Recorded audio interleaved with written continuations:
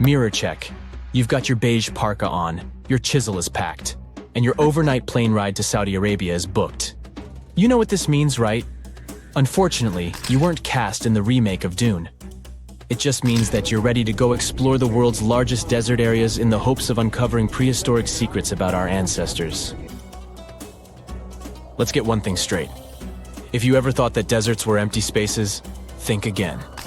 They might be filled with sand as far as the eye can see, but they also hold a lot of history, you know, because before humans settled down in cities and towns, we were nomadic people, and we traveled all around the globe looking for food, water, and shelter. So we had to come up with some interesting stuff to survive. Like this thing that was found in the desert of Saudi Arabia. Do you have any idea what this could have been? Over many years, scientists have discussed the origins and use of huge structures such as these ones. It seems our Neolithic ancestors were way smarter than we gave them credit for. They didn't spend all their hours around the fire carving weapons out of stone. No, they were also practicing their architectural skills. These huge stone structures are called desert kites, because if you look at them from a distance, well, they sort of look like kites. Archaeologists have arrived at the consensus that these kites were used to lure animals in. This way, it would make it easier for our ancestors to guarantee their week's food. But that's not all. Take a look at these monolithic structures right here. They show us that our ancestors probably drew on rocks, the blueprint of what they were going to build on the ground. Just like modern-day architects, desert kites could be miles long, so they drew out a plan before actually building them. The most surprising feature of all is that these kites were built even before things such as Stonehenge. We're talking around 7,000 to 9,000 years ago. Over the last decade, scientists have been able to identify over 6,000 desert kites spread across the Middle East and West and Central Asia. If you don't think this huge, try building something this large without the help of any drones. It looks like a pretty difficult feat to me. And apparently, Saudi Arabia's desert is filled with more amazing things. Scientists have found mysterious stone structures that are older than the pyramids of Giza in Egypt. So of course, you can't wait to go check that out. Can we all agree that carrying around heavy rocks to build a pyramid without the help of modern technology sounds absurd? I mean, how on earth did they do it? Now imagine turning back the clock about 2,000 years into the past and finding humans that built similar gigantic structures in isolated areas. Take a look at these so-called mustadils. They are rectangular structures built from piled-up stones, found over 77,000 square miles. Some archaeologists believe that these monuments were used for ritualistic purposes, maybe processions of some kind, where people would walk from one end of the plateau to the other. I'd be down for that. Now let's move on to another deserted area. We're entering the world-famous Sahara Desert landscape. Isn't it beautiful? Here, you're about to unravel an ancient mystery, something that took years for researchers to solve. Fun fact, the Sahara Desert is the world's largest hot desert. It spans over 3 million square miles, which would be like putting 1,000 times the country of Hawaii next to each other. We say it's the largest hot desert because the world's largest desert area is Antarctica. But we all know temperatures over there are freezing, not the typical image of when we think of a desert. Deep into the desert, near the Algerian town of Fougeret et Zoua, something strange was found. For decades, these tiny dots appeared on images of Google Earth, but nobody could explain what they were. Some scientists were sure that these circles are the result of oil activity in the region. Others guessed that these were ancient fogeras or ancient water wells. There are dozens of them, stretching for miles and miles in a straight line. The strange thing is that they are always far away from any town, road, or human activity in general. So what was or is their purpose? If you had to take a guess, what would you say? Remember we talked about how our ancestors had to be creative in order to survive in the desert? Let's try to walk in their shoes for a minute. Imagine you're a nomadic hunter-gatherer living in a desert area.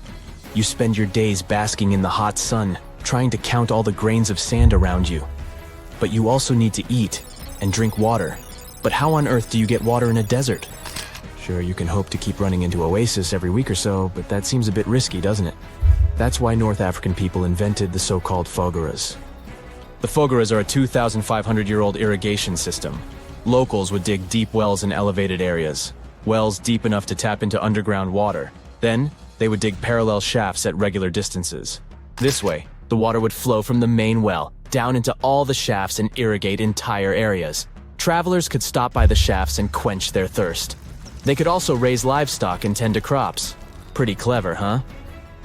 As much as these holes did look like fogaras, a little bit of research would show you that they're not. You see, these shafts were built in a line and not in a circular shape like the ones we're looking at now. So maybe it has something to do with the second option? Maybe these desert holes were related to oil activity in the region? Let's have a look at the holes up close and personal. From Google Earth, they don't seem that big, but in real life, they are huge craters. The tip to uncovering what they are is hidden beneath the sand. If you were one of the researchers originally uncovering the truth behind this mystery, you would have found something unique hidden in the sand. Old dynamites and vintage sardine cans. Putting the pieces of the puzzle together, scientists found that these sardine cans were a model from the 1950s and 1960s. It seems that entire teams from that decade would camp out while they surveyed the area for oil. And what about the dynamites? These were used for seismic surveying. This is an old technique, used to identify if there is oil and gas beneath the Earth's surface. Still in North Africa, you find out about another desert mystery worth exploring. Near the city of Tiaret, southwest of Algeria's capital, one runs into 13 peculiar monuments. These structures are also called jedars, and yes, I am aware of how much that may sound like a Star Wars reference. They are pyramid-like in their shapes, and as far as scientists know, they were used as final resting places for the people who lived in the region. Can you guess who these were? Most likely the Berber nomads. And since we're talking about ancient stuff, they were probably built between the 4th and 7th centuries CE. Once scientists began to explore the insides of these monuments, they found they were pretty big inside. They found large underground vaults, chambers, and labyrinth-like corridors that gave way to over 20 compartments. It could take you up to 2 hours to walk around in them, and apparently our ancestors also used its walls to depict images of animals and hunting scenes. There's no definite proof of what these jedars were used for, though. This is so neat, huh? I'm sure that our world's desert is filled with many more mysterious things for us to unravel. I guess I'll see you next time so that we can continue our explorations.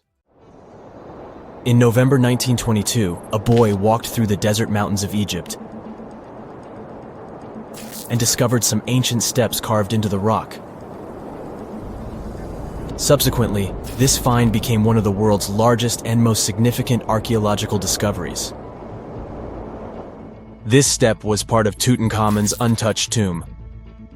Archaeologists found about 5,000 ancient objects, including jewelry, fabrics, painted vases, and funeral masks. You've probably seen one of them. It has become one of the most recognizable attributes of ancient Egypt. More than 100 years have passed since then, and now humanity has finally become close to another large-scale discovery, the tomb of Cleopatra. This queen was the last active ruler of the Ptolemaic Kingdom of Egypt, who sat on the throne from 51 to 30 BCE. There are many ancient records about Cleopatra, her reign, and her unusual personality, but until now, no one has discovered the secrets about her passing away in the burial place. So, one archaeologist, Dr. Kathleen Martinez, has been studying ancient records and temples around Alexandria for decades, and concluded that the tomb of the queen should be located under the ancient city of Taposiris Magna, founded in 280 BCE. It was a big city on the northern coast of Egypt, where tens of thousands of people were engaged in trade and industry, and it seems that Dr. Martinez's guesses turned out to be correct. She and a group of archaeologists have discovered a secret underground tunnel near Alexandria, with a length of about 0.8 miles. It was cut into the rock under Taposiris Magna's temple. During further excavations, they found many things that indicate Cleopatra's tomb lies in the tunnel's depths. It's also possible that she is buried there together with the Roman commander, Mark Antony. According to ancient records, Cleopatra and Mark Antony loved each other and together opposed the Roman Senate, which declared Antony a traitor. The fact that natural disasters have occurred on the territory of Taposiris Magna for thousands of years can complicate the excavations. Earthquakes and floods destroyed the city and possibly flooded its underground tunnels. but archaeologists hope the ancient tomb remains untouched, and that it hides many treasures and records about the royal life of ancient Egypt during the reign of the last dynasty. There's a chance that excavations will go underwater and in the mud. This will require much time and funding, but archaeologists are sure it's worth it. Anyway, it's too early to say that Cleopatra is really buried there, but scientists have found many things in the tunnel that confirm this, including clay pots, dozens of coins with the image of Cleopatra and Alexander the Great, as well as a bust with the image of the Egyptian queen. Cleopatra is still one of the most popular personalities in Egypt, on an equal footing with Ramesses III and Tutankhamun. She inspired many films, paintings, and books, but what made her so popular? She became famous for her inconsistency. She was a beautiful, intelligent ruler who pulled Egypt out of the crisis and made it a prosperous power. Medieval Arabic texts say she knew chemistry, mathematics, and philosophy, and may have written several scientific books. She knew several languages and had excellent diplomatic skills. At the same time, there are many legends that she was a femme fatale who drove many men crazy. However, there's no evidence that her beauty was incomparable. The image of a stunning model was created by Hollywood when it made several films where famous actresses performed the role of Cleopatra. And the Roman Emperor Octavian, the adopted son of Julius Caesar, specially created the image of Cleopatra as an insidious seductress because he was her enemy. Even though she was born in Egypt, Cleopatra wasn't an Egyptian. Her ancestors were Greeks, among whom was one of the generals of Alexander the Great. However, the people of Egypt loved her. She learned the language and was very sensitive to the traditions of this country. She knew the history, mentality, and customs of ancient Egypt well. She raised the level of its economy and strengthened its status as a world power. Much of this was made possible thanks to her cunning and impressiveness. She loved theatrical performances and lavish celebrations. She knew how to surprise people and put on a show. But behind the exterior image of a luxury lover was an intelligent and calculating ruler. Ancient Egypt was a rich, luxurious country, and Cleopatra did everything to increase its wealth and strengthen its position in the international arena. For example, she was once in conflict with her brother Ptolemy XIII. The queen knew that she wouldn't be able to resist him, so she decided to attract Julius Caesar to their side. The Roman emperor arrived in Alexandria, where Cleopatra wanted to meet him, but Ptolemy knew about her plans and was about to prevent her from coming to Caesar. Then, instead of a rich and noisy arrival, Cleopatra decided to make her visit inconspicuous. She wrapped herself in a carpet or linen bag the emperor's servants carried into Caesar's private chambers. Cleopatra emerged from the carpet and impressed the Roman emperor with her beauty and determination. As a result, they fell in love with each other and became close allies. After some time, she impressed another influential Roman for diplomatic purposes. She arrived to meet Mark Antony on a golden barge with purple sails and silver oars. Cleopatra was dressed in the image of Aphrodite and sat under a magnificent canopy. Her servants dressed like cupids and were blowing her fan and burning incense. But Cleopatra created such a show for a reason. She knew that Antony revered Greek mythology and considered himself the embodiment of Dionysus. As a result, he was so impressed with this woman that he ended up marrying her. Cleopatra defended her crown, strengthened her alliance with Rome, and bore Antony 3 children. In Egypt, they threw big parties and enjoyed wealth with power. However, the relationship of a high-ranking official with the Egyptian queen caused a scandal in Rome. Octavian was Antony's primary opponent in the struggle for power, so he exploited the situation to darken the competitor's reputation. He used propaganda to make Cleopatra an insidious seductress in the eyes of Roman citizens. He accused Antony of succumbing to her charms. The Roman Senate supported Octavian and declared Cleopatra an enemy. In 33 BCE, this conflict reached a high point when Antony's navy clashed with Octavian's fleet. The latter won and forced his enemy to flee to Egypt with Cleopatra. According to some records, they took refuge near Alexandria. Pursued by the Romans, they hid in one of Cleopatra's palaces and met their end. Some legends say that Cleopatra was an expert in poisons. She provoked a venomous snake, a viper or an Egyptian cobra, to bite her. Also, according to another legend, she pricked herself with a poisonous needle. There's a theory that Cleopatra always carried an ampule with poison inside her hairbrush. And when she was cornered, she soaked the needle with this poison and pricked herself. None of this can be said for sure. Scientists are still trying to find out the truth. Perhaps when they reach Cleopatra's tomb, the world will get more answers about her tragic fate. She is considered the last ruler of Egypt. After her passing, Octavian plundered her palaces and temples and returned to Rome, where he became the main emperor. He successfully ruled the country and expanded its borders. His reign ended when he turned 75. World history would have looked different if Cleopatra and Mark Antony hadn't lost that naval battle. By the way, did you know that more time has passed between Cleopatra's reign and Neil Armstrong's flight to the moon than between the reign of the Egyptian queen and the construction of the Great Pyramid of Giza? Armstrong took a step on the Earth's satellite in 1969, 38 years after the birth of Cleopatra. And the construction of the pyramid took place in 2560 BCE. Imagine how long the history of ancient Egypt is. Cleopatra is closer to us in time than to the pyramids. Do you know how many continents there are on Earth? That's an easy one, 7. But wait a second, aren't Europe and Asia one large continent, Eurasia? It looks so when you look at the world map. Well, scientists think differently. They don't just look at bodies of land sticking out of the sea. Geoscientists study the types of rock that continents are made from. When you see the world from their perspective, the number of continents actually increases. Yes, they are not a myth. Lost continents exist, or at least they used to. They are hiding under other land masses. Peekaboo! Researchers have recently discovered one continent just like that. It's called Greater Adria. Sound familiar? Yes, it has something to do with the Adriatic Sea. This lost continent is completely buried under Europe. It collided with Europe and started to sink under it a long time ago. Today, it lies beneath Italy, Greece, and the Baltics. Its size and even shape match that of Greenland, the world's largest island.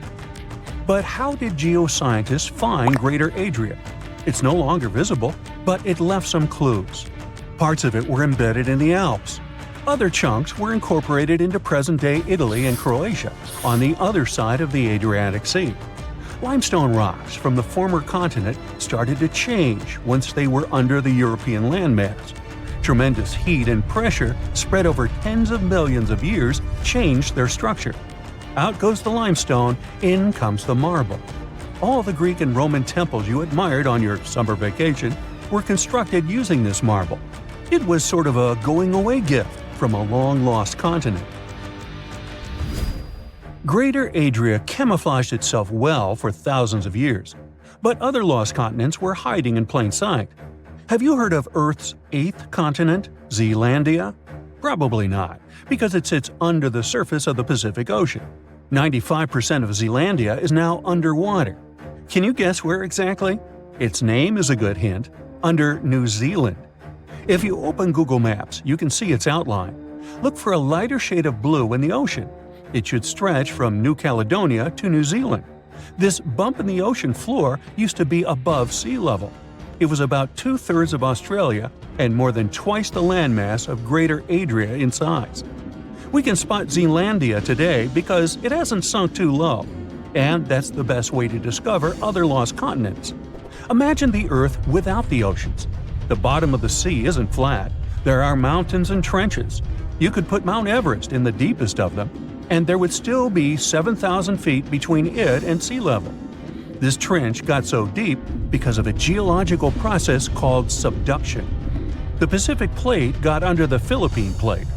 Earth's crust is made out of those plates that float in a sea of molten rock. Then they bump into each other, one goes down while the other one rises. That's how Greater Adria ended up under the European continent. Our planet is constantly on the go. We don't notice this process because it happens deep beneath our feet. 120 million years ago, Australia and Antarctica were a single piece of land. Yep, the coldest and one of the hottest places on Earth were once the same territory. Antarctica said goodbye to Australia, but it didn't leave empty-handed. Today, there is an oceanic plateau in the Indian Ocean. The word plateau comes from French, and it means elevated flatland. And the name of this land sounds like the title of a Hollywood movie, Broken Ridge. Long ago, it was connected to another lost continent. Scientists believe that it made a land bridge between India and Antarctica. What was this land like? The answer possibly lies in a tiny archipelago in the southern Indian Ocean. These islands are all that is left of an ancient landmass. They have a cold climate. The islands feature glaciers because they're so close to Antarctica. But in the past, the climate must have been temperate with plenty of rainfall. The animals and plants would have been similar to those that we find in tropical regions today.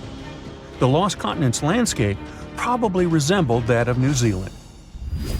Now, while we're in the area, can you guess which continent the island state of Madagascar once belonged to? If you guessed Africa, sorry, you were wrong. Hey, don't feel bad. Look up and to the right of the map. The correct answer is India. Some 120 million years ago, I wasn't around then, India separated from the African continent and went northeast. Madagascar wasn't quick enough and ended up as an island off the southeast coast of Africa. But there is evidence of an even greater landmass, the lost continent of Mauritius. Scientists found traces of the ancient landmass under the island of Mauritius. Today, it's a tourist hotspot, but millions of years ago, it was a real hotspot, volcanoes and all. That's how scientists were able to retrace the steps of Mauritius. They found a mineral that exists in rocks which lava spews out after an eruption. The long-lost land once covered the area from Mauritius to the west coast of India. Imagine if that land existed today.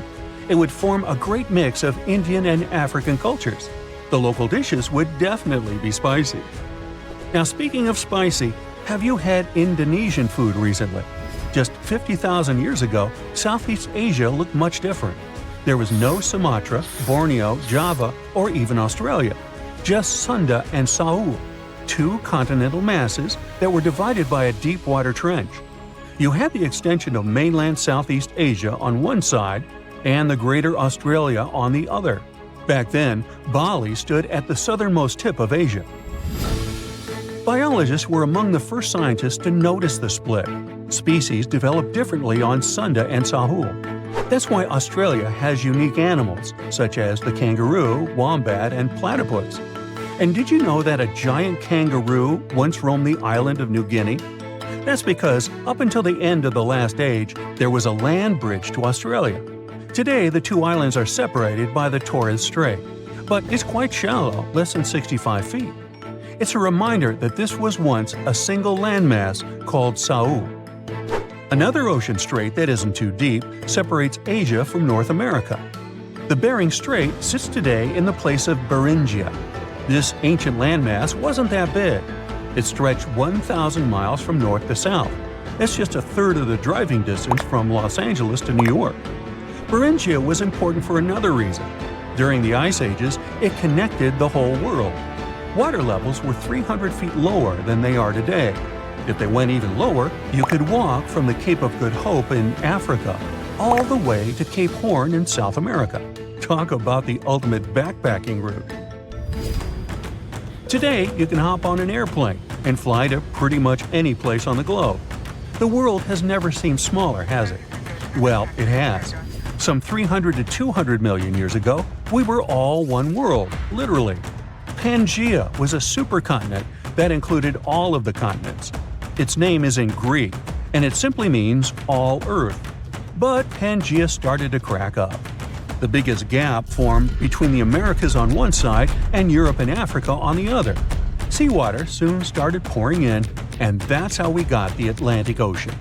This process is by no means over. While you are watching this video, North America is drifting further and further away from Europe at the rate of 1 inch per year. Doesn't seem much when compared to the average human lifespan, but in the end, all the continents will reconnect with each other, forming a supercontinent.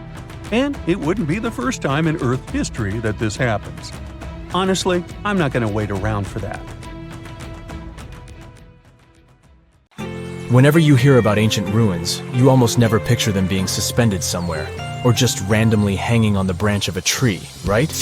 In fact, for most of the ancient artifacts we have exposed in museums all over the world, archaeologists did quite an impressive amount of digging. You see, buildings have this funny way of fading away over time if not properly taken care of. Sometimes we need to reuse some building materials, so an older construction may be sacrificed in the process. Other times, houses are abandoned, and once they are exposed to the elements on the surface, like rain or sunlight, they don't really stand a chance. Some just simply crumble away due to good old erosion. So the only way a piece of architecture can survive the test of time is if it's somehow gotten buried deep down. Now, how did they end up buried in the first place? Well, it's quite the comedy of errors. Ancient cities had a habit of gradually raising their ground level like a kid adding toppings to their ice cream sundae. You see, these settlements were always busy collecting food and building materials to keep up with their ever-growing population. But hey, who has time to deal with waste and rubbish? It wasn't exactly high on their to-do list back in the day. So when it came to building new houses, ancient civilizations found it much easier to save their sweat and tears by piling up the rubble and constructing right on top. But that's not all. Rivers would also occasionally flood and deposit a layer of sediment on the city floors, further encapsulating those ancient constructions. And in those dry regions like the desert, where the wind likes to show off its sand and dust dance moves, you can bet it was a constant struggle to keep the establishments clean. One hilarious example is the Sphinx, which had its head buried in sand until a group of archaeologists unearthed it in 1817. Some ancient towns eventually got covered up because they were completely abandoned. With less human activity to control their expansion, plant seeds couldn't resist the opportunity and sprouted all over the place. They gobbled up carbon dioxide from the air and grew, adding more and more bulk to the ground. Those cheeky roots even decided to stabilize the soil made from decaying plant matter, creating layers upon layers of earthy goodness. It's like the ultimate DIY project Mother Nature embarked on, with plants as her loyal helpers. The act of digging into the secrets of ancient civilizations is not just about unearthing a lost world. It's also an epic quest to reveal the hidden treasures beneath layers of history. But how do archaeologists know where to dig in the first place? If everything is covered in layers upon layers of sediments, debris, and plant roots, they must have some sort of system they rely on before embarking on a new project, right? For starters, they're not always the ones suggesting an archaeological dig in a certain location. Let me explain. Let's say you're a contractor and you want to build a new fancy apartment complex in your city. Some local legislations have certain requirements before your project can start, though. For instance, before anyone starts building on a piece of land, they might need to bring in specialists to check the soil. These clever folks can be archaeologists, geologists, or paleontologists, and they need to keep an eye on things during development. If any artifacts or ecofacts, fancy word for organic remnants, are discovered, these experts swoop in to excavate and study them. But what about sites that have nothing to do with bulldozers and yellow hats? Archaeologists have more than one trick up their sleeves when it comes to locating ancient hotspots. They dive deep into historic records with a healthy dose of detective work. By sniffing out old documents and maps, they can piece together the puzzle of human activity in a specific area. If a site has been visited before, it's even better. Finding records of past excavations or historical accounts can give archaeologists lots of information on where to continue their treasure hunt. Before archaeologists start swinging their shovels, they engage in a bit of a visual scan mission. Armed with a grid system, they'll stroll around the site, keeping their eyes peeled for any artifacts that might be hiding just beneath the Earth's upper layer. From groundstone tools to historic glass and even ancient garbage dumps, yes, they're also valuable. These keen-eyed explorers can spot signs of human activity faster than most people. If they stumble upon midden soil, fancy term for a garbage dump, they know for sure that humans once called this place home. Archaeologists don't just rely on their trusty shovels, though. They have an arsenal of gadgets to aid in their search for hidden wonders. Geophysical tools are like their secret weapons. Take the resistivity meter, for example. This clever contraption measures the electrical component of the soil and any buried features or artifacts. A buried wall, for instance, will create a different resistivity reading than the surrounding soil. Magnetometers and ground-penetrating radar work in similar ways, showcasing potential hints of ancient treasures in the soil. And who could forget our trusty old friend, the GPS? It helps archaeologists map out precise locations, like a high-tech treasure map, leading them straight to their pot of gold. Care to virtually visit some of the most important archaeological sites in the world? Well, follow me. In the United Kingdom, for instance, you'll find this interesting place called Stonehenge. It's one of many henges scattered around, but this one really takes the cake. Picture this: massive ancient stones standing tall and proud, arranged in a funky outer ring and an inner horseshoe, with some smaller stones thrown in for good measure. And guess what? These amazing stones have been around for over 5,000 years. Talk about a serious case of rock-solid longevity. Now, here's where it gets interesting. According to local folklore, the legendary wizard Merlin whipped out his magic wand and poof! He teleported these massive stones all the way from Ireland. Apparently, some giants had assembled them there, but Merlin decided they would look much better at their new location. Others think it's just the ruined remains of an old Roman spiritual edifice. These amazing structures were built by our Bronze Age ancestors. With their simple tools and limited tech, they managed to create this monumental masterpiece. Impressive, right? Unfortunately, there's still so much we don't know about this area. Stonehenge's initial purpose remains a mystery to this day. Sure, there are lots of theories, but scientists have yet to agree on the subject. However, we do know that it's perfectly aligned to catch the sunrise during the summer and winter solstices. The ancient city of Pompeii is an equally amazing archaeological site.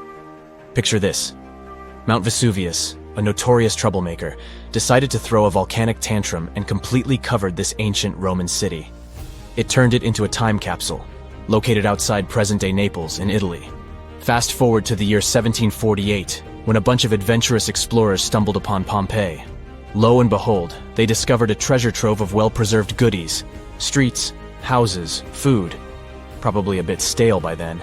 Blingy jewelry, fancy sculptures, colorful frescoes, everyday household items, and even animal and human remains. It was like an epic archaeological party. From the looks of it, Pompeii had it all. Fancy houses and villas, a massive 20,000-seat arena, cute little artisan shops, hangouts like taverns. And let's not forget the saucy spots like those luxurious bathhouses for some intense pampering. There's also the sanctuary of Apollo, where people used to gather for their daily dose of worship. And of course, the bustling heart of the city, the Forum of Pompeii, where all the cool people used to hang out. And guess what? Pompeii is so cool that it made it to UNESCO's World Heritage List back in 1997. That's like the ultimate Hall of Fame for historical awesomeness. It also includes many other famous buildings and sites, like the Taj Mahal in India and the Acropolis of Athens in Greece. We all love unicorns, those legendary creatures famous for their beauty. You're now thinking of a white horse with a spiraling horn on its forehead, and there's probably a rainbow somewhere nearby. But what are the origins of this image? And more importantly, can it be true? Well, yes and no. Let us start from the beginning. The name. It comes from Latin. Unicorn translates as one horn. Today, there is one land animal that fits the bill: the rhinoceros. The Greek name for a unicorn is monoceros, which again means one horn. So it all fits neatly. But wait, isn't a unicorn a kind of horse? We need to call in science to resolve the issue. Scientists have discovered a skull of an animal that could have been the real unicorn and roamed the earth some 30,000 years ago. The animal resembled a huge, hairy rhinoceros, nothing like the image of a unicorn we have today. It was 2 times heavier than a giraffe, and its diet consisted of grass, a lot of grass. But the skull the scientists found in Central Asia revealed another surprising fact: the animal's age.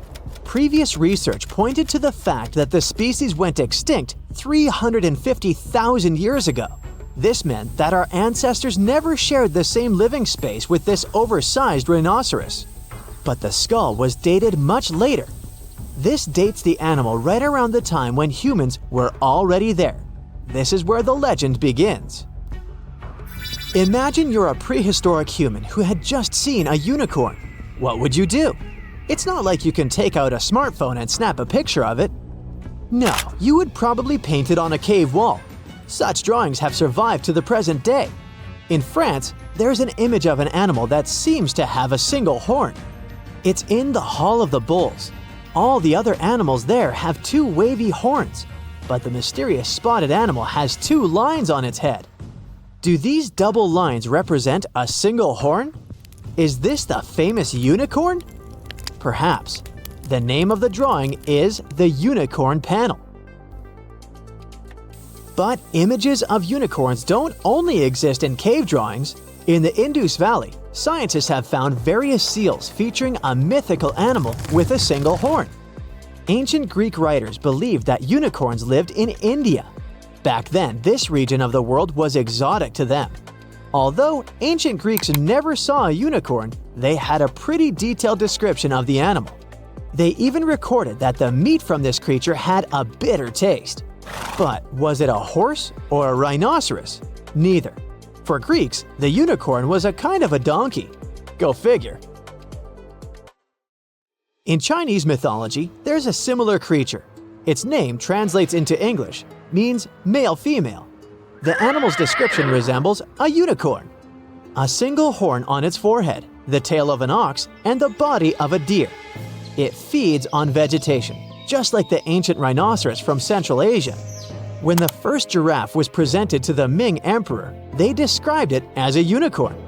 The ruler concluded that the animal definitely wasn't the mythical unicorn, but the legend lived on in that part of the world. The modern Japanese word for giraffe comes from the Chinese word for the unicorn-like creature. Ancient Persians also knew about the existence of unicorns. There's a picture of a unicorn in their capital city, but the fun part is that it has two large wings. Seems odd, but the Persians also never saw a unicorn in person. For them, like for the Greeks, it was a being that lived outside the known world. That's the reason why we're so fascinated by unicorns today. We find accounts of such creatures in the writings of Aristotle and even Julius Caesar. These famous people claimed that animals resembling unicorns lived in the forests of Germany.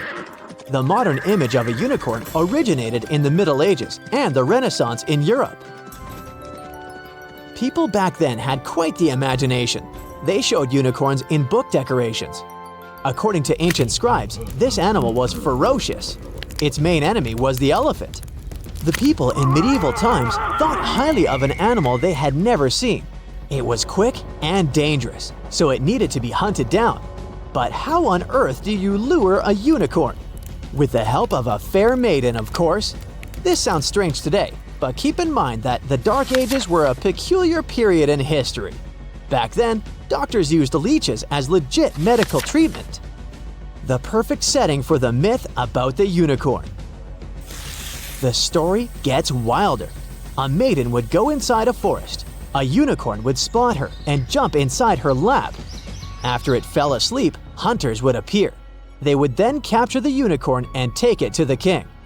But why were Europeans impressed by the unicorn? Because of its horn. They believed that it had magical power. A unicorn's horn could detect poison in food and drinks. When you ground it into a powder, the horn had the power to whiten teeth. These were just some of the magical traits given to a unicorn's horn. The folklore was so strong that Europeans even had a backup for the times they couldn't get their hands on a real horn. That must have happened quite often, and they used real narwhal horns as a replacement.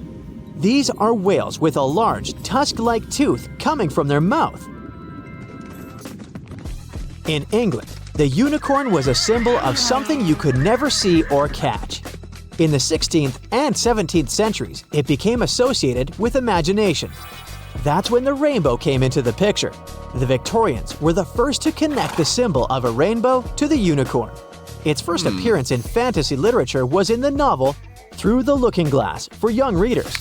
That was the sequel to Lewis Carroll's more famous work, Alice in Wonderland.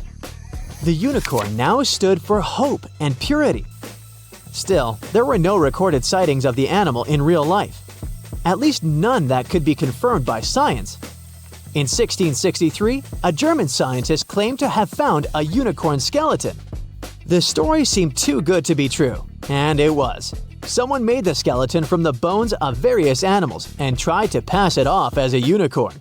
Today, the fake skeleton is displayed in the local Natural History Museum. The people weren't gonna give up and searched for unicorns everywhere they went.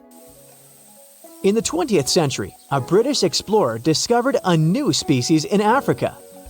It had a small bump in the corner of its head. The public nicknamed the mysterious animal the African unicorn. But this wasn't true. Now we know this is an okapi.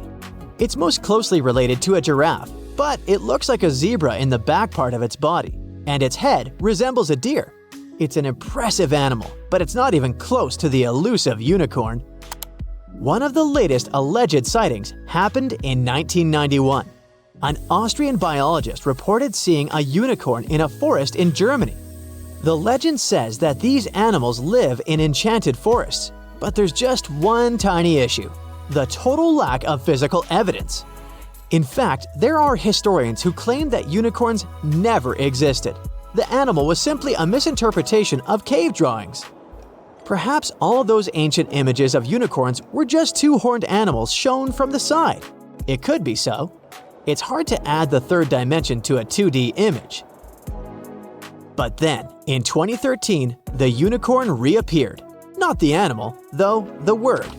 An American venture capitalist came up with the term to refer to startup companies with a value of over $1 billion. She chose this word because these companies are as rare as the mythical animal. There are only 1,000 of such enterprises in the whole world, and you've probably heard of the most famous one: Elon Musk's SpaceX. Can you tell me what date it is today? Piece of cake. You just look at your smartphone and voila, you immediately know the day, month, and year. But was it always this easy to tell the date? Did the ancient people even have the concept of a year that lasts 365 days? Yes and no.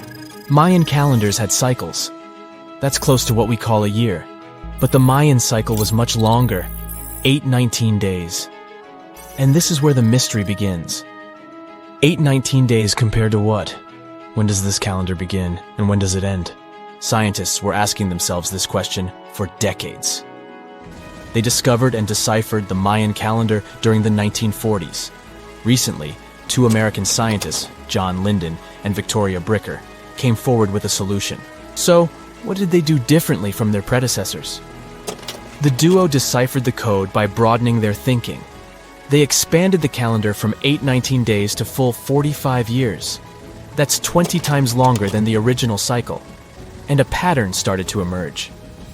This was a major breakthrough because the Maya told time in a complicated way. You can forget about the easy-to-read Arabic numerals we have today. These ancient people used glyphs. These are tiny images that represent characters, something like the icons on your desktop or universal symbols. When you see a little dot with 3 curved lines above it, you know there is a Wi-Fi network available. The Mayan calendar used glyphs that represented animals or natural phenomena. For example, there were symbols for a jaguar and an eagle. Each glyph marked one day. Each cycle is repeated 4 times, 8 and 19 x 4. Let's call these 4 cycles blocks. The Mayas colored each block differently. Scientists thought these colors corresponded to the 4 cardinal directions. Red was east, white, north. West was black, and finally, yellow marked south. But then the 1980s came. Yeah, this was a weird decade. The calculations were all wrong. Researchers determined that the colors were associated with the position of the sun in the sky. It turned out that the color yellow represented the highest point of the sun, which is called a zenith. White was the lowest point, called the nadir. It seems that the calendar showed just how good the ancient Mayas were at astronomy. This is most evident at Chichen Itza. This principal Mayan city is located on the Yucatan Peninsula, Mexico. There stands an impressive step pyramid. It is dedicated to the feathered serpent deity, and its alignment is perfect. Something marvelous happens here twice a year, during the equinoxes, March and September. These are the times when the sun shines directly over the equator. On these 2 dates, the day and night last the same. At the site of the pyramid, sunlight first illuminates the sculpture of the serpent head at the base of the structure.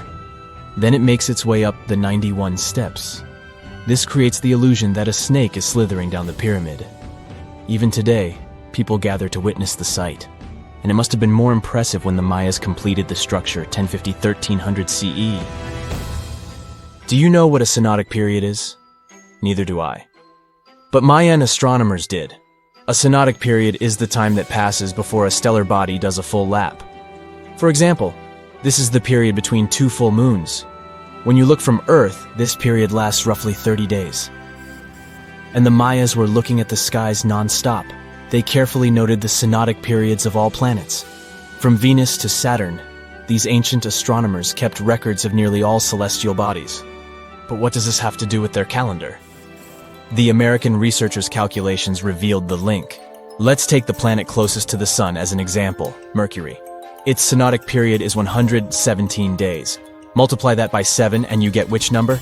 Exactly 8 to 19, when 17 x 7 equals sign 819? Coincidence? Definitely not. Because synodic periods of other planets also neatly match the magical figure 819. But this is not visible from a single Mayan cycle. Scientists had to expand it several times to discover the pattern. There is a reason why no one could decipher the code for so long. They were focused on a single planet. The trick was to add the Mayan calculation for all the planets. Researchers just needed to see the bigger picture. This brings us to the year 2012. Can you remember that some people thought that the world would end on December 21st? That turned out to be a bust. We are alive and well now. But what started this false rumor? The Mayan calendar, of course. You see, these ancient people based their calendar on long periods of all the planets. That included a lot of complicated math and a lot of multiplying. This 2012 was simply the time when their cycle ended. It is known as the long count. This period is the same as our year. For the Mayas, 2012 was something like the 31st of December for us. Just an end of a cycle in which they measured time, so there was no need to panic. Those New Year's Eve parties might be a bit wild, but the world doesn't end on January 1st. The Mayas stretched more than their calendar. Rubber was the name of the game.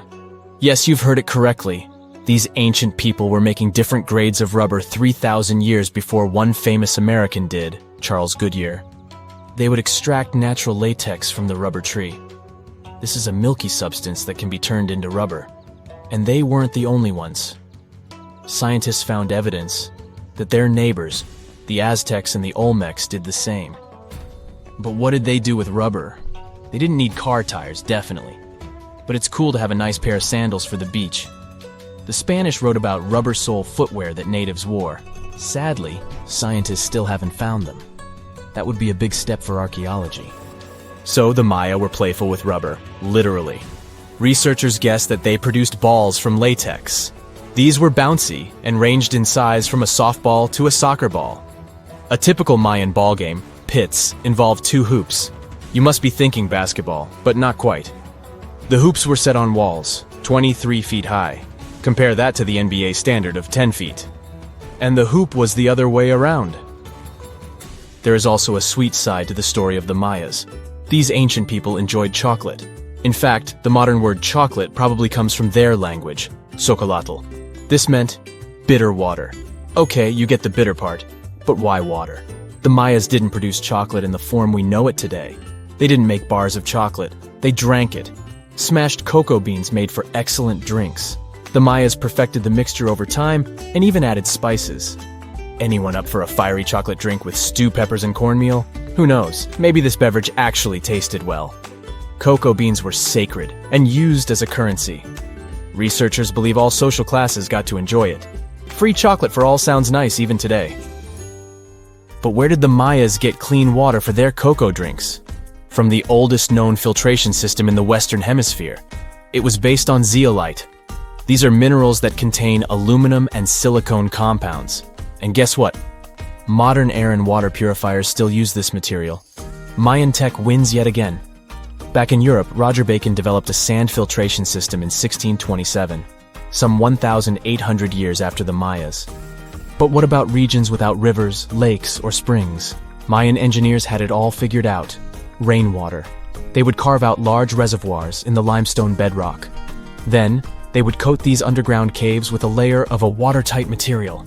The final step was to make small channels that collected water from the hills above.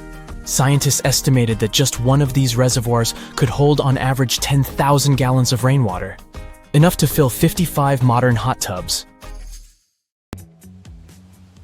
Hey, if you think Stonehenge is one of the oldest stone monuments ever, well, let me introduce you to Göbekli Tepe. Buckle up, we gotta travel to Turkey to meet this really old guy. Yeah, he's too old to travel. Jokes aside, Göbekli Tepe, an archaeological site located in southeastern Turkey that dates back to the Neolithic period around 10,000 BCE. It's considered to be one of the oldest and most significant archaeological discoveries in recent times. The site consists of a series of circular and rectangular structures made of stone pillars. Yeah, it does look like its younger brother Stonehenge. Some of those pillars are decorated with intricate carvings of animals and other symbols. Now, you maybe wonder, hey, why on earth did they make such a fascinating building? What was its purpose?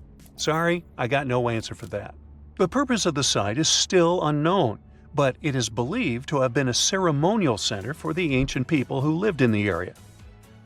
The discovery of Göbekli Tepe has challenged long-held beliefs about the development of human civilization, as it suggests that complex societies may have emerged much earlier than previously thought. Okay, pack your stuff, our travel's just started. Next destination, Masada. It's an ancient fortress located in Israel on a plateau overlooking the Dead Sea. Hey, look at that view, spectacular, huh? It was built by King Herod the Great in the 1st century BCE, and it was very smartly built. Within the fortress, there were various facilities such as storehouses, barracks, a palace, and a set of cisterns capable of holding approximately 40,000 cubic meters of rainwater. People living there believed that the collected runoff from a single day's rainfall could provide sustenance for over 1,000 individuals for a period of 2 to 3 years. Access to the fortress was limited to 3 steep and winding paths leading up to fortified gates. Still, at one point, the fortress was occupied by people who had fled Jerusalem after the city was captured by the Romans. They held out against the invaders for several months, but eventually they were defeated. But these guys didn't surrender. The story of Masada has become a symbol of resistance and bravery. Today, Masada is a popular tourist attraction and a UNESCO World Heritage Site. The next flight is going to be short. We're popping over to Egypt to see the Karnak Temple Complex. It's a vast ancient Egyptian temple complex located in the city of Luxor, Egypt. It was built over a period of 2,000 years and covers an area of more than 200 acres. The complex is dedicated to the worship of the deity Amun-Ra. Wait a minute, that should be Amun-Ra, and it was one of the most important religious centers in ancient Egypt. The Karnak Temple consists of several temples, chapels, and other buildings, including the Great Temple of Amun, the Temple of Khonsu, and the Temple of Ptah. Ptah! The Great Temple of Amun is the largest and most impressive temple in the complex, with massive columns, statues, and other decorations. One of the most famous features of the Karnak Temple complex is the Avenue of Sphinxes, which is a long avenue lined with Sphinx statues that leads from the entrance of the complex to the Great Temple of Amun.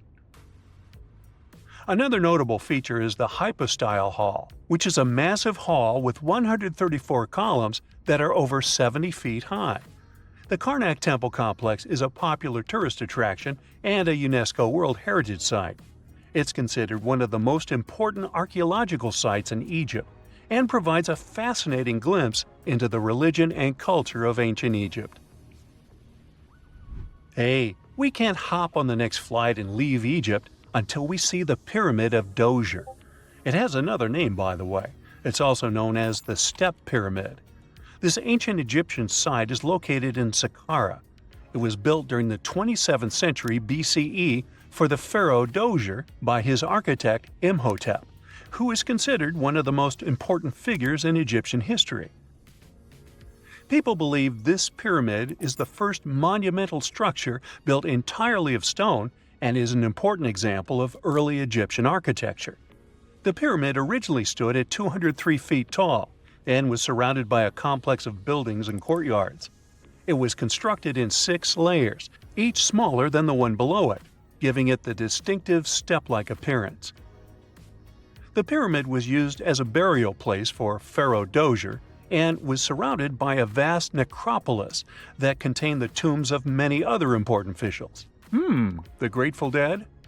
The Pyramid of Dozier has several renovations and additions over the centuries, including the addition of a limestone casing that covered the original step structure. However, much of the pyramid was destroyed over time, and today only the central core remains. Despite this, it remains an important archaeological site and a popular tourist attraction in Egypt. Alrighty, we're ready to move on. There's one more pretty recent discovery we gotta see today. The Tower of Jericho was only discovered during excavations in the 1950s and 60s. It's an ancient stone tower located in the city of Jericho in the West Bank. Just like Göbekli Tepe, this one is believed to be one of the oldest stone structures in the world, dating back to approximately 8000 BCE. The tower stands at over 28 feet tall. It's made up of 2 main sections, an inner tower and an outer tower, which are connected by a series of stairs. The purpose of the Tower of Jericho is not entirely clear, but it is believed to have served as a defensive structure or a watchtower. It may have also had religious significance, as it was located near a sacred spring. The Tower of Jericho is a significant archaeological site and has provided valuable insights into the early history of human civilization. It's open to visitors and is a popular destination for tourists interested in ancient history. Now, this ancient site even got attention from Netflix, and they made a movie where the action takes place in Mohenjo-Daro. This site was a major center of the Indus Valley civilization in present-day Pakistan.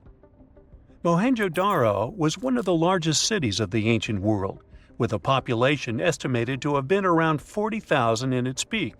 Trust me, that must have been a crazy megalopolis back then.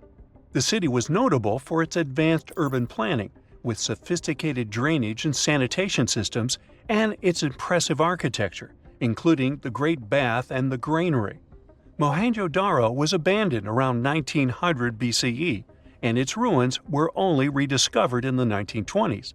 Today, it is a UNESCO World Heritage Site and an important archaeological site for the study of ancient South Asian civilization. We're heading to a teeny-tiny country that has quite an impressive history. Welcome to Malta. The Tzigantsia Temples are a Neolithic site located on the Mediterranean island of Gozo. They're probably one of the oldest freestanding structures in the world, dating back to around 3600 to 3200 BCE. The temples consist of 2 megalithic structures, each with multiple rooms and altars.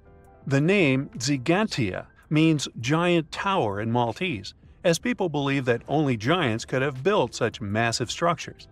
The temples are believed to have been used for religious purposes and are considered to be an important example of prehistoric architecture. They were added to the UNESCO World Heritage List in 1980. Well, you must be pretty tired, but there's one more place we gotta visit today. Our plane is already landing in Armenia, and we're here to see the Temple of Garni. Look, this one is well preserved. This temple dates back to the 1st century CE. It was built by King Tiridates I as a dedication to the sun deity Mir. Sadly, the temple was destroyed in the 17th century during an earthquake, which is quite a common thing for this area, but it was later reconstructed in the 20th century. Today, it's a popular tourist attraction and is also listed as a UNESCO World Heritage Site. Once upon a time, a young boy was digging a ginormous hole on the beach. But then, disaster struck! The hole caved in, and he found himself stuck up to his neck in the sand like a human popsicle. Thankfully, his parents were able to keep the sand out of his mouth. Emergency services swooped into the beach soon after. After some effort, the boy was taken out. Experts say sand is tricky and can be super unstable when messed with.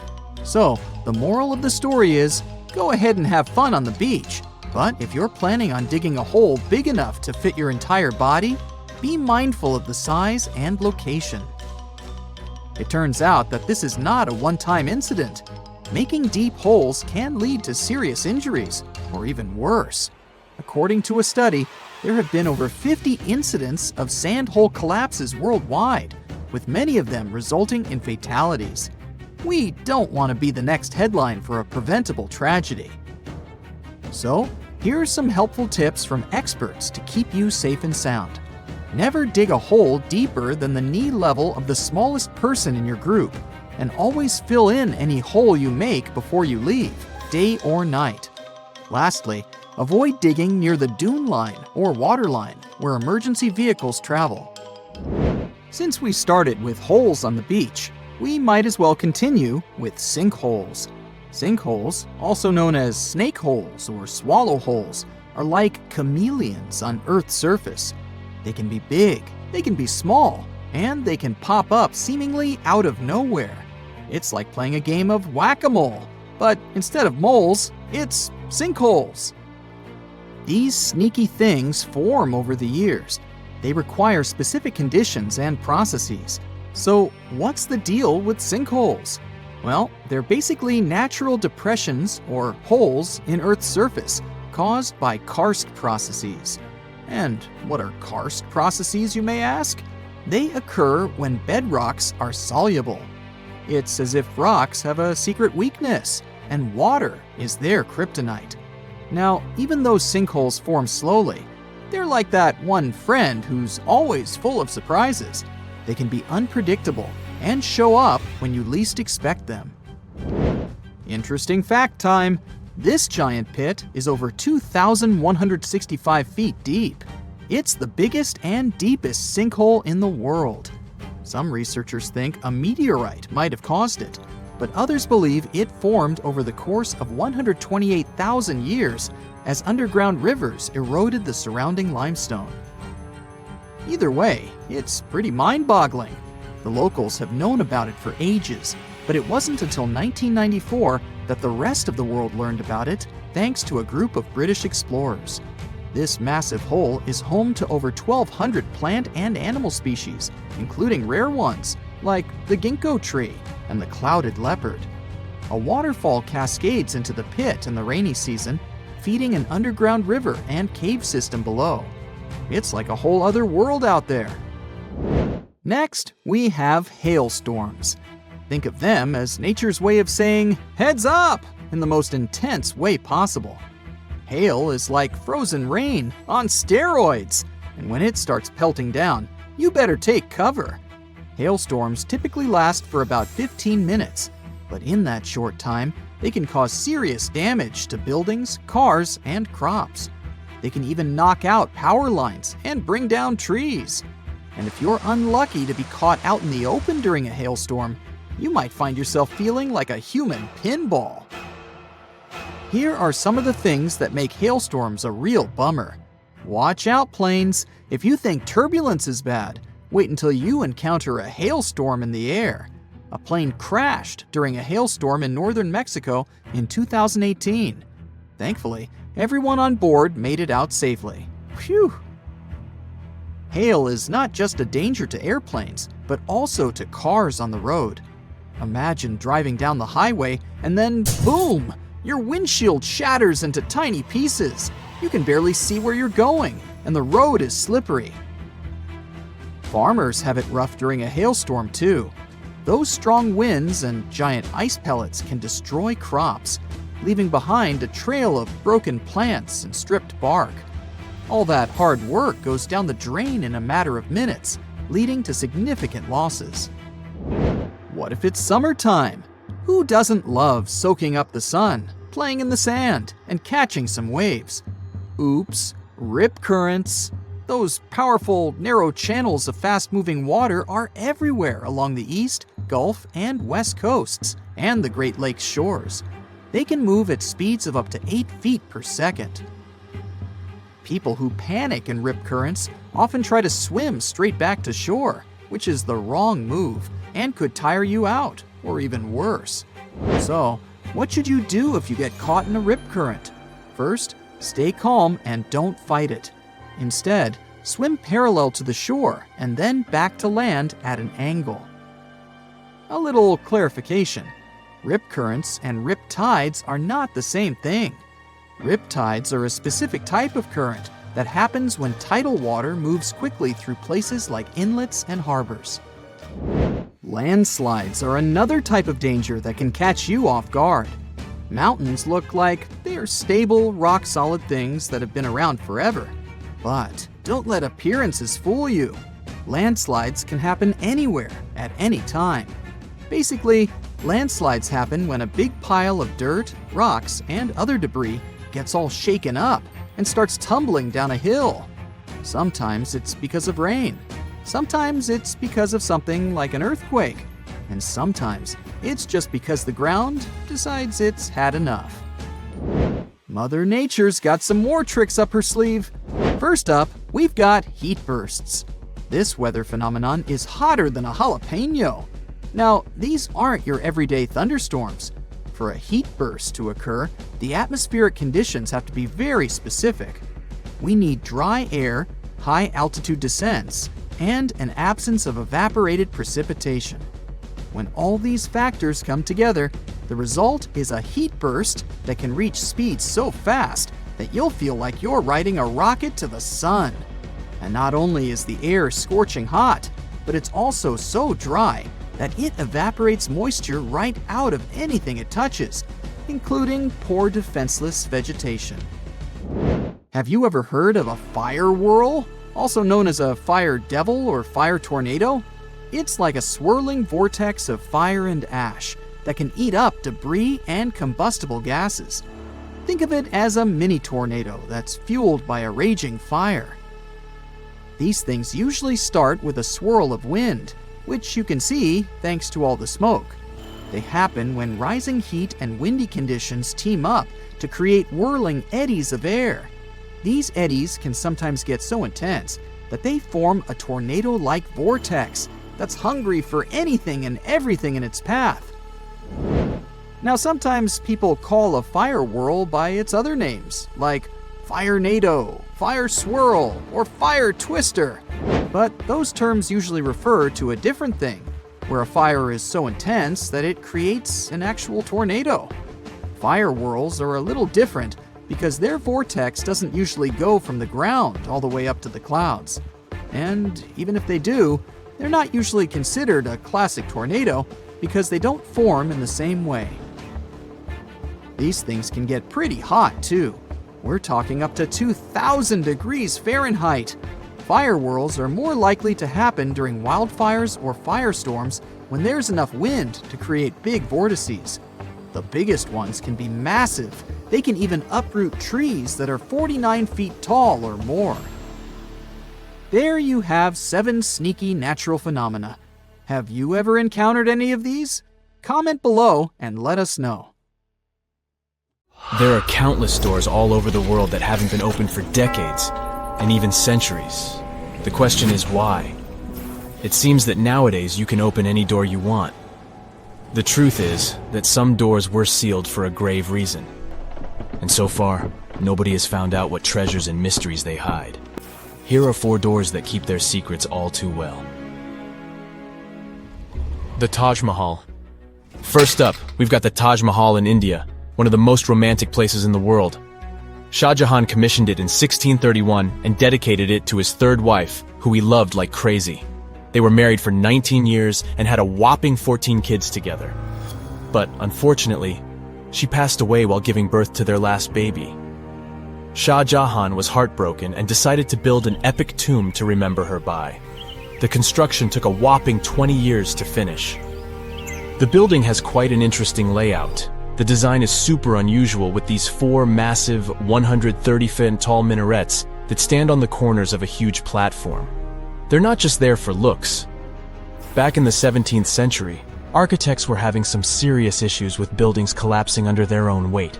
So the chief architect of the Taj Mahal made sure to place those minarets as far away from the tomb as possible. And he even tilted them in a way so that if they did fall, they wouldn't wreck the rest of the Taj Mahal. Talk about planning ahead. The Taj Mahal is hiding some crazy secrets.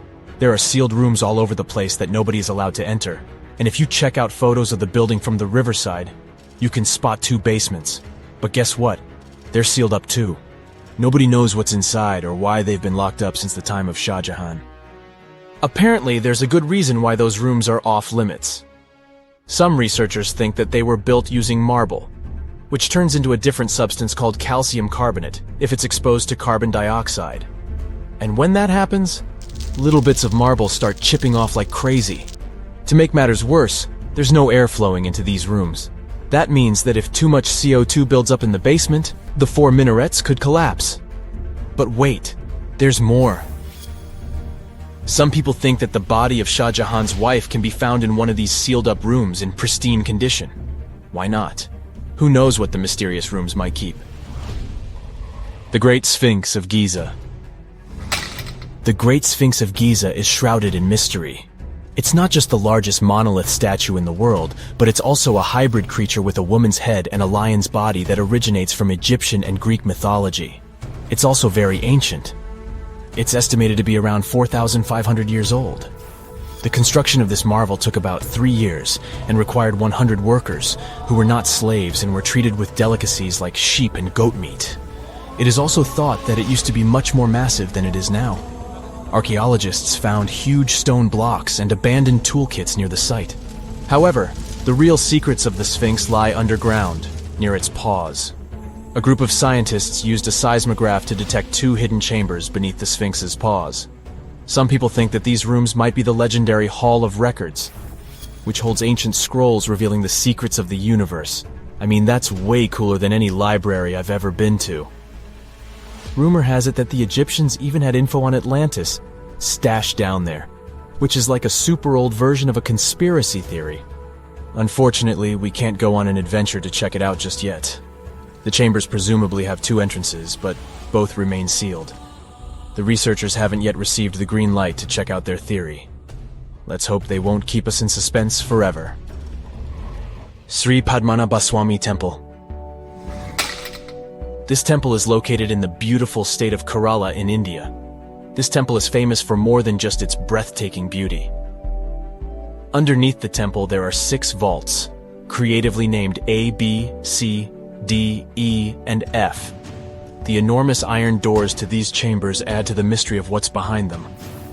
A few years back, the authorities decided to open these vaults to the world, but it wasn't an easy task.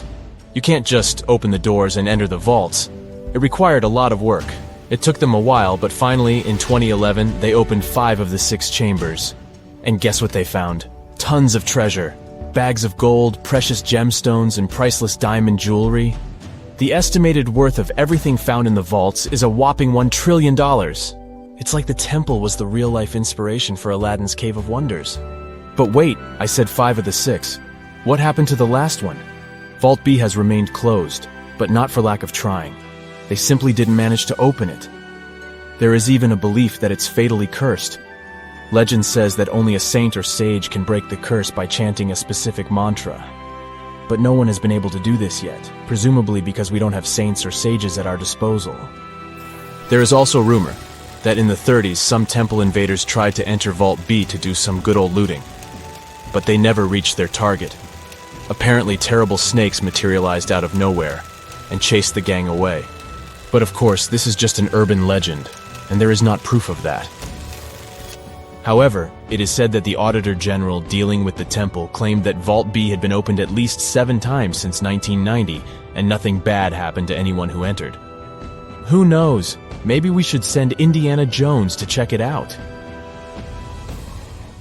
The First Emperor's Tomb. Deep under a hill, completely undisturbed and surrounded by dangerous traps, lies an ancient 2,000-year-old tomb. It belongs to Qin Shi Huang, the first emperor of China. He was born in the Qin state and became king when he was just a boy. But when he grew up and gained full power, he united the warring states ancient China was divided into by conquering them. After that, he created the Qin dynasty.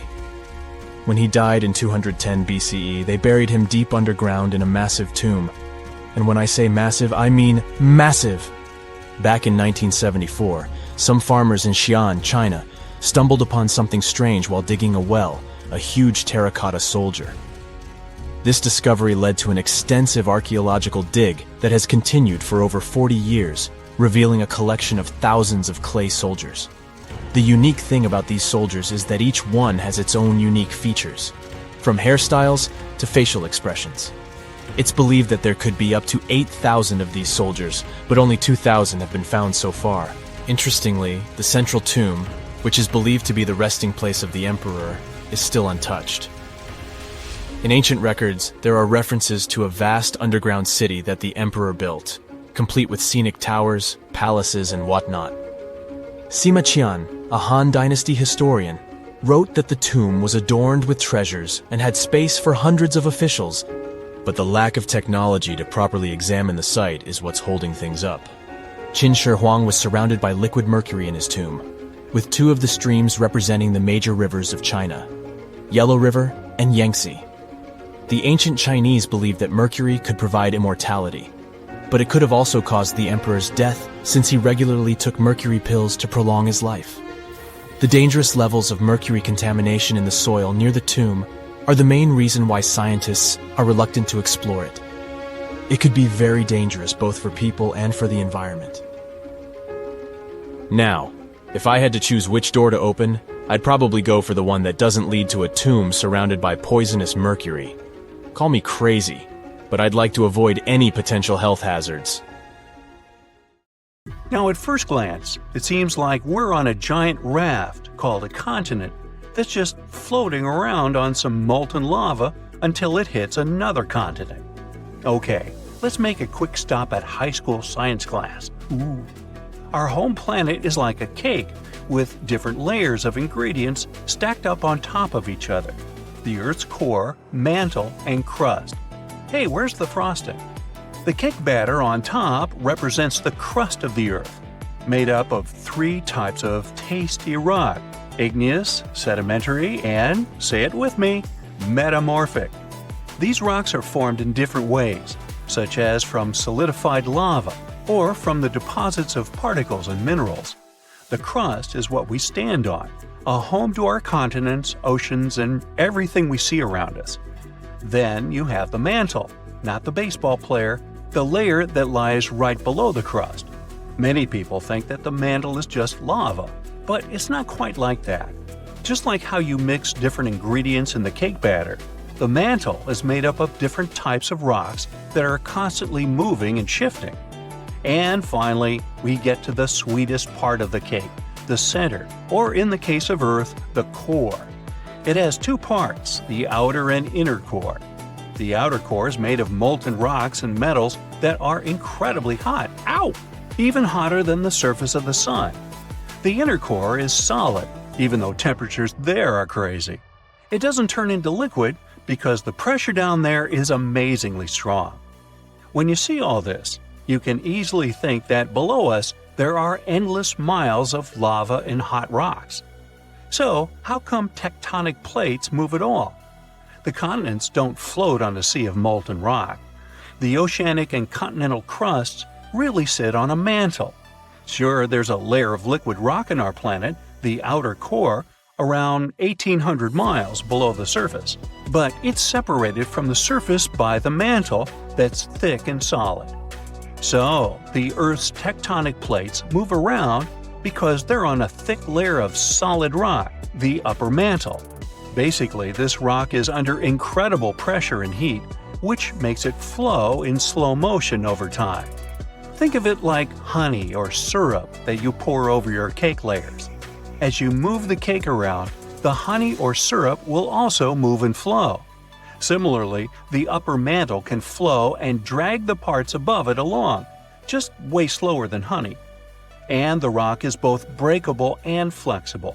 It can crack and break like a cookie, now I'm getting hungry, but it can also stretch and bend like a piece of taffy. When the plates get caught on each other, they can't move anymore. But when they break free, they start drifting again, like puzzle pieces shifting around until they find their perfect fit. Extremely high temperatures and pressure are the reason this flow happens. It's like a big pot of soup on the stove. As the soup heats up, it starts to move around, carrying heat from one spot to another. Is it lunchtime? And speaking of lava, it's not just molten rocks that travel all the way up from the outer core to volcanoes.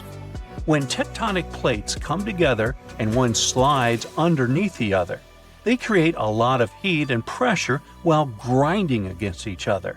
It's like rubbing your hands together fast and they start to get hot, or when you start a fire with rocks. And as the melted rock, or magma, rises to the surface, it can create volcanoes. Now, long ago, the Earth's land was not divided into continents as it is today. Instead, there was one giant landmass known as Pangaea, meaning all Earth in Greek. Whoa! Imagine being stuck in the middle of this giant ocean. So, over time, this supercontinent slowly broke apart. Its parts drifted away from each other and formed the separate lands we call continents. This idea first popped out in the 16th century when one cartographer realized the coastlines of Africa, America, and Europe appear like they could fit together like puzzle pieces. Later, researchers realized the rock composition of their coastlines was similar, which means they used to be part of one giant mass, and they call that the theory of continental drift. At first, people were pretty skeptical about that idea because they didn't know how such massive lands could move around. Now, we'd all be able to explain that part, right? So, the Earth's crust is divided into a couple of large plates and many smaller ones. All of them are still moving, even though it's in slow motion. We can't sense it, and we won't see any particular changes during our lifetime. It's a process that lasts hundreds of millions of years. As the plates move, they interact with one another in fascinating ways. For example, when two plates collide, one may be forced beneath the other, which would help create a subduction zone. Over time, this is the way you get many cool things like volcanic islands, trenches, and even entire mountain ranges. Plates apparently started moving around 3.5 billion years ago. It took them a while to group into the first jigsaw supercontinent we know about called Ur. Today, its remains make up parts of Madagascar, India, and Australia. Pangaea formed 335 million years ago, but it probably won't be the last continent that will form. So, some new generations in the distant future could live on something called the next Pangaea. When the oceanic crust of the Atlantic Ocean slowly takes its place under the continental crust, the oceanic basin of the Atlantic is going to close, which is why the continents will end up pulled together. This means the Americas will meet Africa, and Eurasia will be flipped on its side. So, people might live on a giant landmass in the shape of a ring, clustered around the inner sea, or at least what's left of it. Or maybe continents will take another direction and make up a different jigsaw puzzle called Amasia. In this scenario, the Americans will drift westward, fuse with Australia, and pivot to around Siberia. And then there's more. Novo-Pangaea is the option where the Americas swing together to embrace Antarctica and Australia, and Africa legs off to the northwest. Basically, all continents here get together to form a giant landmass that stretches from one pole to the other. Ready for one more? Nah, come on. A recent projection called Eureka gives an idea similar to Novo-Pangaea. It's just that all continents here unite to become one gigantic land that clusters around the equator. Maybe this would be my favorite one to live at, with the sunny weather and the beach all the time. And who knows what kind of magnificent trenches, mountains, islands, and other geological beauties we'd get with this giant supercontinent. Pangaea broke up about 175 million years ago. As the Atlantic and Indian Oceans began to widen towards the east, the Ring of Fire was formed. It's a path that goes along the Pacific Ocean with so many frequent earthquakes and active volcanoes. This way, Eurasia was unable to cross this border and continue moving westward. And now, Eurasia could move laterally along the Ring of Fire. The subduction zones kind of act like a barrier, that forces the tectonic plates to move in different directions. So Eurasia could eventually collide with the Americas and form something similar to Amasia. It would be cool to sit there, grab the popcorn, and watch it from the side. But this is something that won't happen for the next 50 million years at least. I'm willing to bet I probably won't be here to see it. Different theories talk about different positions where this new supercontinent might end up one day. But it seems it will probably be somewhere in the polar area, centered on what we today recognize as the Arctic Ocean. Not my cup of tea. Bring me back the sunny one. Wait, scratch that. Let's go eat. So, does the mysterious Devil's Gardens in the Amazon rainforest ring any bells? Don't worry. It's not some spooky phenomenon. It's the work of some tiny but mighty insects called the lemon ants. These ants inject a natural herbicide, formic acid, into any other plant that is not the tree species that they call home. By doing this, they create a space for their treehouse saplings to grow, allowing the ant colony to expand as it occupies new nesting sites in the saplings. That's some efficient gardening, if you ask me. But don't be fooled. These devil gardens are not just a bunch of boring old trees.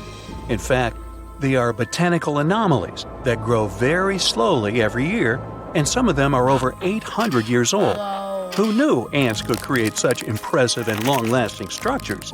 Of course, the rainforest is still one of the most diverse ecosystems on Earth, with a remarkable diversity of plant life.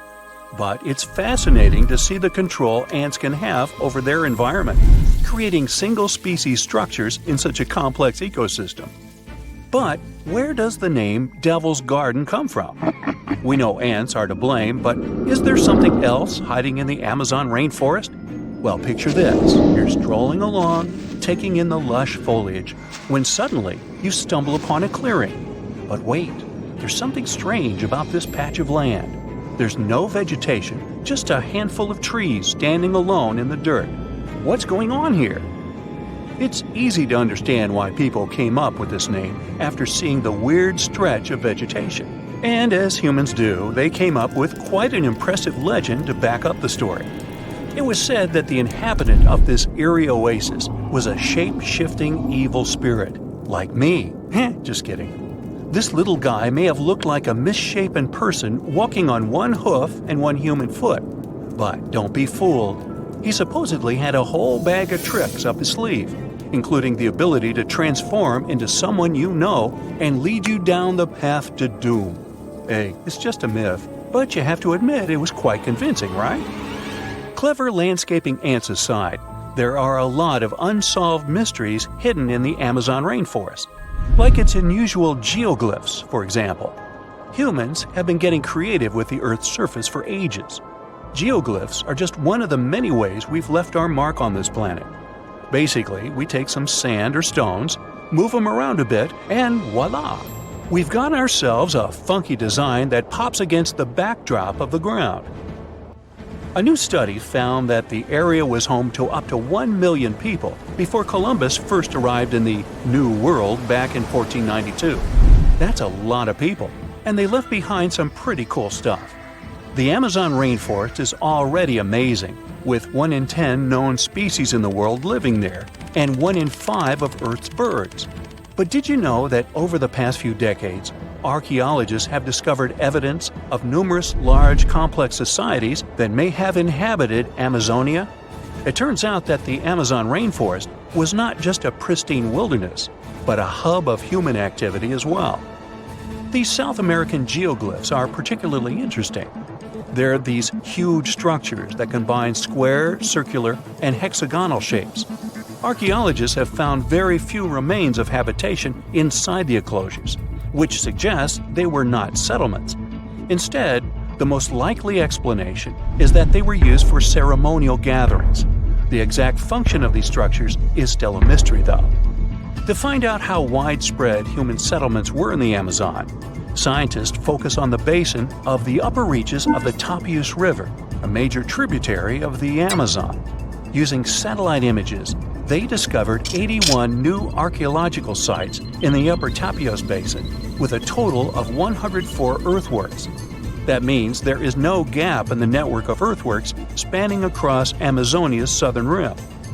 When researchers conducted ground surveys of 24 of these sites, they found evidence that the sites they visited were once inhabited. These sites dated from 1250 to 1500 CE and ranged from about 100 to 1300 feet wide. The largest were typically hexagonal fortified settlements, suggesting a certain degree of planning and uniformity in their construction. Based on the size and distributions of the earthworks, the researchers suggested that similar settlements may have extended over about 154,000 square miles of the southern rim of the Amazon, supporting a population of between 500,000 and 1 million people in late pre-Columbian times. Of course, the new study doesn't mean the Amazon rainforest was ever a teeming megalopolis. It's still mostly uncharted, so we have no idea how pre-Columbian populations were distributed across Amazonia. But it's exciting to learn about these ancient societies and the cool things they left behind. The scientists plan to do more excavations in the Upper Tapios Basin to refine their understanding of the cultural developments there. Who knows what they'll find next? Maybe a lost city full of treasure and adventure. Also hidden in the vast habitat of the Amazon is this next quirky creature. Ever heard of the Amazon pink river dolphins? Unfortunately, there is still so much we don't know about them. First things first though, let's talk about what they look like. So picture this, a small, light-colored dolphin with a pink nose and lips. They're the Barbie of dolphins. Aside from that, they look like regular dolphins with plump bodies, bulbous foreheads, skinny snouts, chubby cheeks, and small eyes. They can be found in countries like Bolivia, Brazil, Colombia, and Peru. They're also the only species of river dolphin found in the Amazon River. Unfortunately, these little guys are officially critically endangered species, so there are not many specimens available that scientists can study. No other name is more famous when it comes to exploring the Amazon rainforest than that of Percy Fawcett. He dedicated his life to exploring the area in search of a lost city, and not just any city, but an ancient, mysterious city that he called Z. Sounds like something straight out of an Indiana Jones movie, right? Percy was born in England in 1867 and had quite a career before he started exploring. But he didn't let his profession hold him back from following his dreams of exploring South America. In fact, he made 7 expeditions to the Amazon between 1906 and 1924, each time getting closer to uncovering the secrets of Z. Now, let me tell you a little bit about how large the Amazon rainforest is. How big is it? I asked myself. It's so big that you could fit the whole of the UK and Ireland into it a whopping 17 times. That's a lot of trees and animals to navigate through. But Percy was up for the challenge. Despite his best efforts, Percy never found the lost city of Z, and sadly, he disappeared during his final expedition in 1925. But his legacy lived on through the years, inspiring many to become archaeologists and explorers themselves. In fact, a book called The Lost City of Z was written about Percy's adventures and was even made into a movie. It's not all hidden mysteries and wild nature out there. There are around 1 million indigenous folks living their best lives in the Amazon rainforest. That's right, they hunt, fish, farm, and even have access to Western medicine and education. But here's the kicker. Not all of these folks are keen on socializing with outsiders. And can you blame them? For years, loggers, miners, and ranchers have been, shall we say, behaving badly toward these communities. It's no wonder that some tribes have chosen to stay isolated and protect themselves from the dangers of the outside world.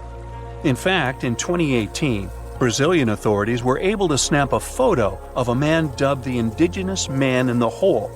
He's the last remaining member of his tribe. But don't feel too bad for him. He's doing just fine on his own and has made it pretty clear that he's not interested in outside visitors. The authorities still leave him some seeds and tools though, so it's not all bad news.